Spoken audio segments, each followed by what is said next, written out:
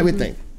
I think, the possibilities for that are pretty good. A lot of the local, it has good PR press stuff, It's kind of like the Oscar Mayer Wienermobile. Right, the Wienermobile. You've seen that, right? The Oscar Mayer Wienermobile. Yeah. I mean, I'm not saying that the Marriott's like a wiener or anything like that, or like a hot dog. But it is, Don't go there. I won't go there. Get my mind out of the gutter as usual. So something to think about, and be looking out for the Aloha Spirit bus near you.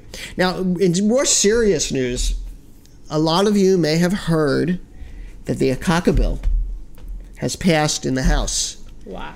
It's back in the news. And it failed twice before, actually. But the Senate approval is going to now come into place, and we're going to see what happens with the Senate.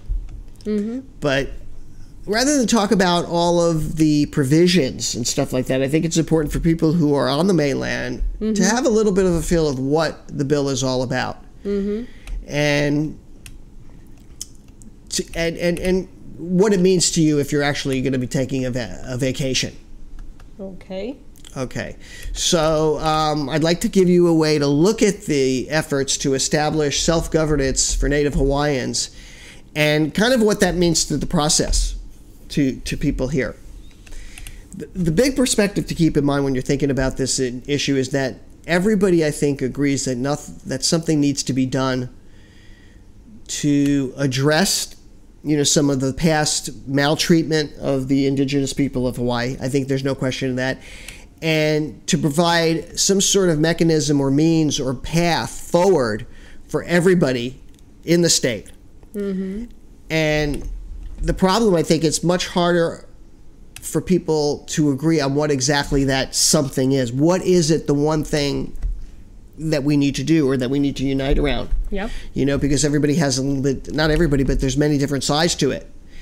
And if you look at this example, the way the bill includes a way to identify who is Native Hawaiian, no matter where the timeline is drawn. That's a big deal. Where are you Hawaiian and when are you not Hawaiian? That's one of the things.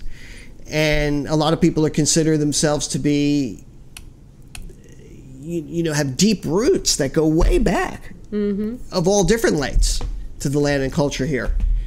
And I guess there needs to be a real strong definition of that. And there's a lot of discussion back and forth on both sides of, okay, when does Hawaiian rights begin? And for whom? And you can imagine some of the deep personal issues that this kind of thing ignites, in folks. Because these governance issues have been debated with Hawaii for, since statehood. I mean, or even before. But, a lot of people don't have or don't have a lot of interest in this subject, and it does come up. And especially if you're on the mainland, these kinds of issues do not affect your daily life. It affects us here, but it's not affecting you there. So keep in mind that many of the specific concerns of Native Hawaiians are not political governance, but how they were treated and how they were being dealt with one another. I know this is a heavy topic. I'm trying to put it, in a way that, can relate across all of the folks that might be interested in this or might know about it or be hearing about it. Because these are important decisions that are going before Congress, and it's things that affect the Native Hawaiians here. And there's a thing called the Hawaii Office of Hawaiian Affairs here, and that's actually a state agency, but it's not under the control of the governor or anything like that. So, like, they're planning to have light rail here, which is, rail transit. But some of those rail transit tracks might be going over burial grounds. So that falls under the Native Hawaiians, and that would and that would be falling under the OHA umbrella. And these are the kind of issues that are debated here locally. But for you as a visitor, it's interesting. It's important to know what the history, know why there's tension around that. so that you can be prepared if you hear anything or you see anything when you're here. Yeah. Wow. Oh, God. Jeez, I didn't want to get too heavy today. But the Akaka bill, we have all of this up on our website too, so you can read it and absorb a little bit more if I didn't explain it that great, because I'm not a historian. But it's important to know. It is, because... Remember not too long ago, some native Hawaiians actually went to the state capitol and... Yeah, sound like they want to be a government. Yeah, they tried to overthrow the government. They went there, they got arrested, but they did, there was a negotiation going, and there's a lot of emotion on all sides of the issue. But after, do you know what, if they pass a Akaka bill, does that mean they can say, I'm the government, you are the government? No, they're still under the state laws of the laws of the United States and the state of Hawaii. They still have to operate within those laws. But they will have certain autonomy. But do they have a certain power too? Yeah, well, they with that gives them power. Yeah. Yes, absolutely. So and if I think they don't like it, they're still doing it. I'm not doing that. Well, but they still have to be within the laws of the United States. So, Okay. Anyway. Okay. Just saying. Anyway, so now let's get on to talking about some packages that have been booked in the last 24 to 48 hours. Okay. So if you're planning a trip to Hawaii, this is a great segment for you. Okay, the first one will be October 21st to the 26th from... Wow. Melissa, what airport is this? PIA. That's somewhere up in the... where is that? Pensacola? No, that's up towards... to Honolulu. I think that's a smaller airport in Colorado. Oh. Airport code PIA. Not Palm Springs. No. Palm Springs. No, it's not Palm Springs. No, because it's got to come from Denver, so... No, here. From to Denver. To Denver, so... Yeah. I don't know. Anyway. So Denver to Honolulu. Yeah.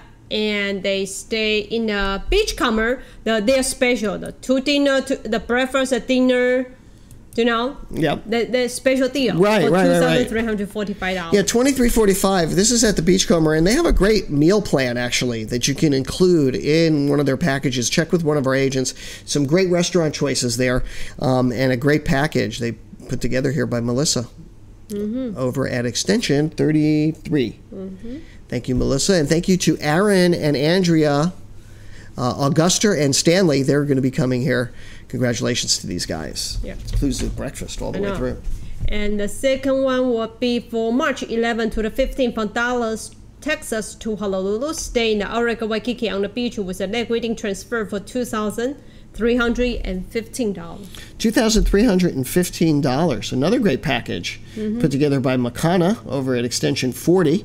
Staying at the Outrigger Waikiki on the beach, the ocean viewed room. They've got the leg reading. They've got it all.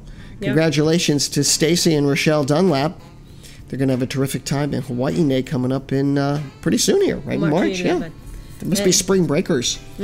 Next one. I have a question again. Yeah. What's that? ICT. I've seen that one before. To Denver. Not Orlando. Is Paul in here? No. Boy, we don't know our airport codes today. Shame on us. April 4 to Honolulu, and then April 9 back. Back home, stay in the Aston Waikiki Beach Hotel. Aston Waikiki Beach Hotel. For $2,176. Wow, terrific. Well, look at that price, $2,176. April 4th to 10th.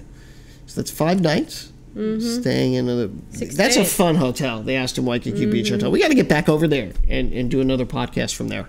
Congratulations to Paul over at Extension 38, and also to James Hanks and Morgan Igahi. Congratulations to you guys. You're going to have a terrific time in Hawaii. Yep.